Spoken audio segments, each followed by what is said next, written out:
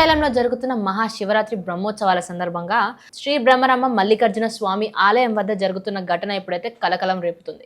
అయితే దర్శనానికి లక్షల్లో భక్తులు రావడం వల్ల అక్కడ క్రౌడ్ ప్రెషర్ ని క్రియేట్ చేస్తుంది. దానివల్ల అక్కడున్న భక్తులు అయితే అసహనం వ్యక్తం చేస్తున్నారు. అయితే కొన్ని చోట్ల పోలీసులు ఈ పరిస్థితిని అదుపులోకి తీసుకురావడానికి వాళ్ళైతే లాఠీ చార్జీలు చేశారంట భక్తుల పైన. భక్తులైతే దీన్ని చాలా సీరియస్ గా ఆరోపిస్తున్నారు. క్యూలో నించున్న భక్తులను కూడా వీళ్ళు లాఠీ చార్జ్ చేస్తున్నట్టు, పోలీస్ ఫోర్స్ చూపిస్తున్నట్టు అక్కడున్న వాళ్ళు అయితే చెప్తూ ఉన్నారు. ఈ సీన్స్ కి సంబంధించిన విజువల్స్ అయితే ఇప్పుడు సోషల్ మీడియాలో వైరల్ అవుతున్నాయి. అయితే ఈ విజువల్స్ బయటకు వచ్చిన తర్వాత సోషల్ మీడియాలో ఉన్న ప్రతి ఒక్కరూ దీనిపై అవుట్రేజ్ అయితే చూపిస్తున్నారు, కోపాన్ని వ్యక్తం చేస్తున్నారు.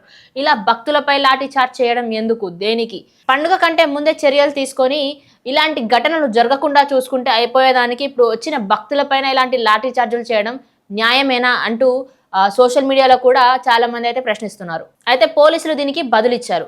అవును, మేము అయితే ఫోర్స్ చేసాం, కానీ సిచ్యువేషన్ ని అదుపులోకి తీసుకురావడానికి తప్ప వాళ్ళపైన దాడి చేయాలని అయితే మేము చూడలేదు అంటూ పోలీసులు దానికి సమాధానం అయితే ఇచ్చారు. కానీ అక్కడ ఉన్న అఫీషియల్స్, దేవస్థానానికి సంబంధించిన అఫీషియల్స్ అయితే ఎవరైతే ఉన్నారో వాళ్ళైతే దీనిపైన ఇంకా ఎలాంటి అఫీషియల్ స్టేట్మెంట్ అయితే ఇవ్వలేదు. అయితే ఎక్కడి నుండో శివరాత్రికి అయితే భక్తులు ట్రావెల్ చేసి మరీ దర్శనానికి అయితే వస్తుంటారు. దానికి ముందే దేవస్థాన అధికారులు కానీ పోలీసులు కానీ అయితే వాళ్ళు ఏర్పాట్లు చేయకుండా వచ్చిన భక్తులని ఇలా ఇబ్బంది పెట్టడం కరెక్టేనా?